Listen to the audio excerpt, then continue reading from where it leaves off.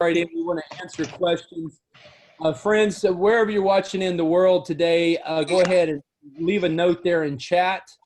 And I'm going to try to mute everybody except Dan. So Dan's going to be weighing in here in a minute. But we're so glad we are recording the webinar. And we're going to give you a chance to ask questions later. We're going to find out what stage of book development you're in. And I got to say, it's just an honor and a privilege. I always believe in starting on time, and I always believe in finishing on time, because when it comes to writing your book, the question is, why write a book? There's about 5 million new books published a year. Different people on the line might say you're going to write a book to establish credibility, attract more customers. Why do you want to write a book? Well, a lot of times just to get on stage and speak more, right? I'm dealing with a lot of speakers on stage here, and some of you have recently spoken. Is that South Africa on the line? Is that Rudy? All right, I'm thinking I'm seeing Rudy down there. So guys, you know, when it comes to speaking, we've got a lot of speakers here on the line. And I just want to say, I am a normal kid from small town Oklahoma. And I'm a normal kid who maxed out his library card. This is me speaking at age 12. Mom made us attend school and not miss. So I didn't miss any classes, any days of school from 1st to 6th grade. And but I stuttered from the time I was 5 until I was 11. And so I want you to know that overcoming the stuttering was a big thing for me. So by 12, to be able to speak and be here in front of a group of people. I think there's like 300 or 400 students here. They shy from California. Good to see a buddy from Jerusalem, Israel, Tel Aviv. So I'm up here speaking, and I had just overcome the stuttering. And I got to say, it's a big happy Father's Day shout out. You know, Dan and I are going to be doing a big shout out to dads everywhere tomorrow, and a big shout out to all the dads on the planet. If you're a dad, happy Father's Day to you. I want to say, where would we be without our dads? And this card, I love and appreciate this card. You're going to love and appreciate this card as well, because this is actually not from my kids. I have 4 grown sons, and here's a shot of them here. But this is actually, I'll share with you in a minute where this card's from. But we didn't have a lot to do in my small town of Oklahoma.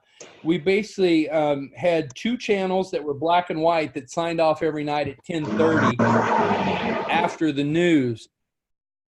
And so really all we were able to do was read books. And so we always had our library books were full and checking out from the library. In fact, sometimes I would check out more. The librarian would let me check out more books than I was supposed to, because my brother, we'd check out some on his library card. If you have a question, Dan here, wave at us, Dan, the Winsome Way in Kansas City. Dan here's Friday. Hey, it's Friday. Dan's going to help me monitor the questions in the chat box over here, guys. And boom, we're so glad that you are here today. We're going to dive right in. Some authors write books to establish credibility. Here I am in South Africa, Pretoria, South Africa, just outside Johannesburg, with the soon-to-be Dr. Catherine Van Heerden. Her PhD is coming this year. And we're at a book launch for one of her books she co-authored here. Don't ask me to pronounce the name of this book because it's in Afrikaans, but it's about living your best life. And you can see there's 2,000 women showed up in Pretoria, South Africa at 7:30 a.m. on a Saturday morning. Now, that's what it's all about, friends. I got to tell you. But after we'd been there about 4 or 5 hours, Dan, there were only about 3 guys there. The women had taken over the men's bathrooms, and it got a little crazy. It got a little crazy because the 3 or 4 guys that were there, we were looking for a bathroom, I can assure you. But here's the real thing. I say happy Father's Day because I am very grateful for the last 2 years. I'm going to get to go visit the kids at the orphanage in Pakistan, and very excited about this because I get to sleep on a bed every night. And you probably slept in the bed last night, but I tell you, the boys are up here at the top on the right and the girls down here in the safe house. And I'm really excited to meet John that runs this two orphanages and these two safe houses in Lahore, Pakistan. And I'll tell you a little bit more about that in a minute, but it really touches my life when we were able to help a family of 4 out of the brick bondage slavery and emancipate them this last month. And so I know all of you guys on this call have got something that you're passionate about, that you like to give to. And here he is up at the top where John is actually liberating these people with our funds. Can you imagine being a 3-year-old kid working 10, 12 hours a day in the brick slavery in Lahore, Pakistan? It's just not right. And so actually what we're going to do next week is I'm going to send them funds to purchase 2 air conditioners, because here in the orphanage, it gets to about 120 to 130 degrees a day. Hey, Australia, good to see you. Good to see Red from Australia, who I met in Jerusalem. Sorry, I got a little sidetracked there, but we're excited. You're going to hear a little bit more about that. It's part of my story. It's part of my life. For those of you that stick around for the full 50 minutes, you're going to get a free copy of my book here.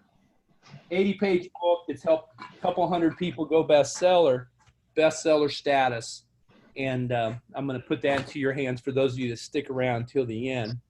Yeah. But I want to say one thing I love about my business so much, one thing I love about being in publishing is the people that I get to meet. And Dan Snell's one of these new friends from Kansas City, Missouri. He's been a corporate speaker, a corporate trainer. He's one of the top sales guys in America in the software industry. And I got to say, Dan's just been a great person to work with. And we're actually so excited because we're launching his book this next month, The Winsome Way. And in fact, Dan was on a call today. We're gonna ask Dan to check in with you. Can you hear me, Dan? Yes, I can hear you. Can you hear me? Hey, I can hear you. I just can't see it, but can everybody hear Dan? Hello, everybody. Good to be here with you. We hear you loud and clear, buddy.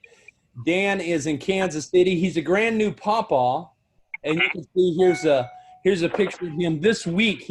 I call him a great granddad because he's a granddad who is awesome and great. So the thing I like about Dan is he created this proprietary thing called the Winsome Way. Now, Dan, tell us a little bit about, you've spoken for humanity, you're speaking all over the country. Now you're launching the book. You almost today lost a speaking gig because they thought your book wasn't going to be done in time.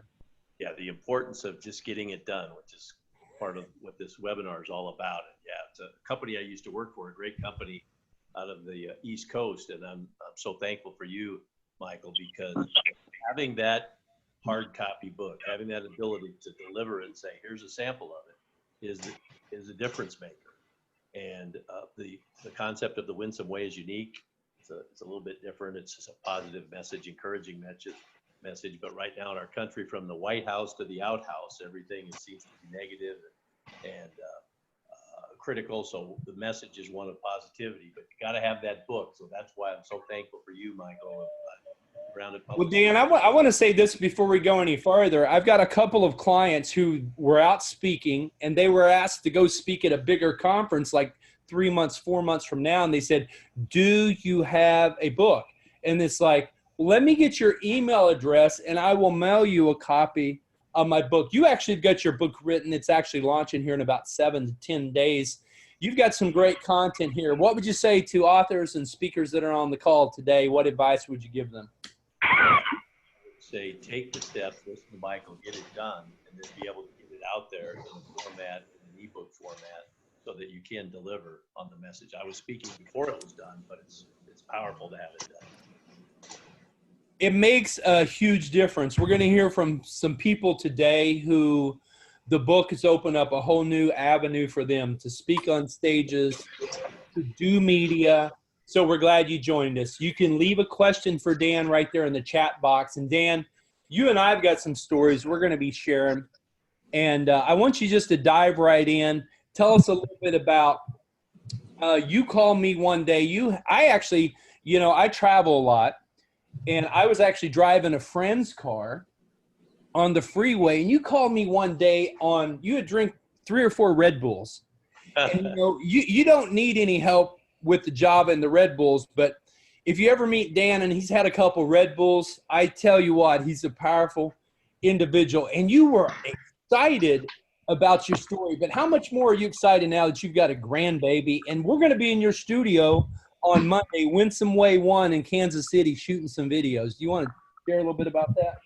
I remember that day well because it was an afternoon. In fact, I know you were stopping on the side of the road with your friend there.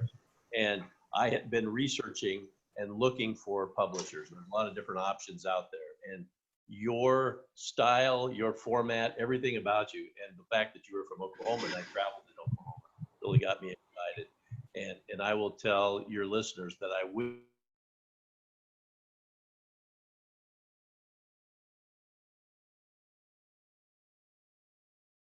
Let me unmute Dan here. I think I may have, there we go. There we go. Did I mute Dan out? Well, can you hear me? I can hear you now. Yeah. Be heard now, sir. I am seeing this great screen of all these people that are just here. Great looking people. We're going to get to hear from Kim Sports in a little bit. It's great to see her beautiful red smiling face and red hair. So we're just so glad all of you are here. Dan, I'll let you kick it off. So with that, I'll let you get the party started, friend. Well, I'll tell you what, for all of you that are here, many of you know Michael, some of that you don't. But as I was sharing a minute ago, I don't know if it was on the air or not, but I had looked at publishers. Some publishers are out there and they want 30 or 40,000, and their services are kind of out there, and you have to do a lot of it yourself. I've looked at people that say today, $996. Don't pay attention to those people. I looked at a lot of publishers, and I found Michael. I found that he is a wow. It's a wow when it comes to publishing. He takes your heart and your dream and your message and your story, and he takes it and says, here's how we're going to do it systematically, get it out there. And I'm very thankful to be a part of what we're doing today and say, Michael's a real deal. Beyond publishing is the way that people should go. Well, we've got a team of people behind us, and you're going to meet some of the team, but I want to dive right into the nuts and bolts of the book, but I'll let you go ahead and read that bio I sent over. Did it come through, Dan? Did you get it? Yeah, you know, your background, Michael's right now, you've been doing Beyond Publishing now, gosh, for five years. And prior to that, you were the president of M3 New Media. And I know some of the people that you worked in that arena are household names that I think we'll see here in some of the slides a little bit later. And, you had started, so you'd been in California, and you'd been in Las Vegas, and you'd been a speaker and a consultant most of your life, selling books, delivering a message, but bigger than that, being a servant leader to help people like me and all the people on this call discover what they can do is really what you're about. And so I think your background is, if you're looking for somebody with the background, this is Michael Butler. Dan, it's really about people's stories and talking about what is next. And so I think the biggest thing for a lot of these authors that are on the call today that we're going to hear from have got 2 or 3 or 4 or 5 books in the work. I know when I first met you, you told me you're going to have 10 books, and I feel that way. I'm going to write 50 books in my lifetime that I have, that I'm always working on something new. I think we always got to be looking for the next big thing. And I appreciate you, Dan. I could hear you loud and clear. Can you hear me okay, Dan? Yes. Why write your book? The Publishing Institute in Denver, there's actually a college, a university, Denver, it's a private university, says that writing a book boosts your revenue 380%. For those of you that are consultants on the line, public speakers, 219%. How many realtors do we have on the line? Raise your hand here in the chat box. I want to see you. 200 or 194%. That's pretty amazing, right? That's pretty amazing. So the question is not whether or not to write your book. It's a question of when to write your book, and it's a question of who's going to write your book. So we heard from Yelena. She's standing here next to me on the right side of me. If you can see my screen here, there's Yelena, originally from Serbia. She's been in London. She just got back, her and her sons. She took her sons to Tokyo and to Hong Kong and Beijing for vacation because she used to live and work in Tokyo. And her career path is HR. It's for people needing career consulting and that are in transition. She's helping them make wise choices. And so when it comes, Thank you, Michael. Hey, you're welcome, Yelena. It's great to hear from you, my friend. And she's Yes.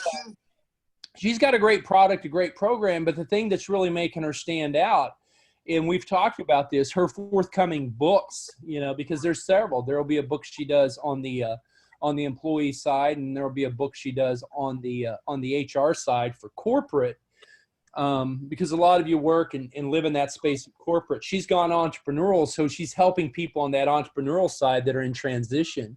So the question comes, hire a ghostwriter to write it for you. That can be $10,000 to $50,000, $60,000. And in fact, if you're going to compete at a New York Times best-selling level, that can be $100,000 or more, all the way up to $500,000 to hire a ghostwriter.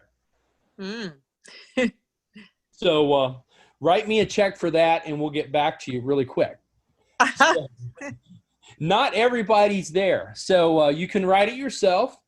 How many of you on this call, though, are busy CEOs, busy entrepreneurs, and you realize that Dr. Phil asked a question, how's that working for you? And I would ask the question, for those of you attempting to write your own book, do you ever get sidetracked? Or like Dan and I on the call, shiny object or squirrel, and you get sidetracked. So write it yourself. Or I polled these 8 people here that spoke for us in London from 8 different countries. We've got India, we've got Italy, we've got Malaysia, Switzerland, the good old USA, Serbia, and of course England speaking on that stage. Did we have a fun night that night, Yelena? Was that great or what? It was amazing. And thank you so much. It was wonderful. And I can't wait to repeat. Well, I tell you, I've had a lot of people, just like you have, a lot of people ask me. In fact, Dr. Catherine from South Africa, Dan wants to come speak. So I don't know. We'll have to vote on Dan. I don't know if I want Dan coming with me. He's kind of a, you travel with people and they get on your nerves a little bit. I'd rather travel with. Only on weekdays and weekends do I get. No, Dan's a great friend. That's why I'm playing with him. We're going to have fun hanging out, talking to dads tomorrow for Father's Day. But I ran my first marathon. I realized at age 40 that 39 and a half, I realized that one of my bucket list items was to run a marathon by the time I was 40. So I had 6 months till I turned 40. Well, normally you need a year training for a marathon. So first thing I did was I joined a running group, because how many of you know if you're going to do something that's significant, and running 26 miles, I'm not sure how many kilometers that is, it's significant. And when you get older, I was 40 then, I'm 50 now, 51, it takes a significant toll on the body, especially when you run your long runs like 18 and 20 miles. So I joined a running group, and I found that running so much easier when you have a 5 a.m. group that's holding you accountable. Because I only gave myself 6 months to train, I had shin splints and didn't get to run the half marathon. And because I was actually out of town on one of my long runs, I had to do the 20-mile run on my own, training run, or the 18-mile run on my own in the gym, which was very difficult. But ran the 20-mile with my group of friends. And the highlight for me on running the marathon, you can see my 4 sons here. They're older now, but they all 3 ran the last 3 miles of that marathon with me, a highlight of my life. But the point I want to make is, if you're going to do something worthwhile, like writing a book, you need a team of people. Not everybody's going to be able to do like Pamela Kennedy Chestnut and write your book in 14 days. Now, she wrote this book, More Than Write, a fiction book. We actually published her in 2010, and she got optioned for a movie. Title Card Entertainment Films out of Vancouver bought the rights, and it was the same year, about the same year that the movie Taken had come out. You remember that book on human trafficking. Here we are on the news promoting the book. All the media came out, and she is related to the Kennedy family. Here we are at the bookstore, Barnes & Noble, and here we are introducing her to the governor of Oklahoma and presenting a copy of the book. So her book, actually, she had been a former Mrs. California. Her platform was domestic violence, but when she went to India 25 years ago, she saw what was going on with kids in human trafficking, and she saw a need to write a book to create awareness and to call people to action. And her book, she saw a contest on Amazon, and it was dropped in her heart to do this. And so what she did, she had this download every morning at 4 o'clock. She had set her alarm. She'd get up at 4 o'clock, sit in the sunroom until afternoon, and she would write on this book until the afternoon, take a break, then come back to it at night. So for 14 hours or for 14 days, she gave 14 plus, 18 plus hours to this book and writing this book. Now, not everybody is that motivated to write. Most people can't, because you've got a job, you've got kids,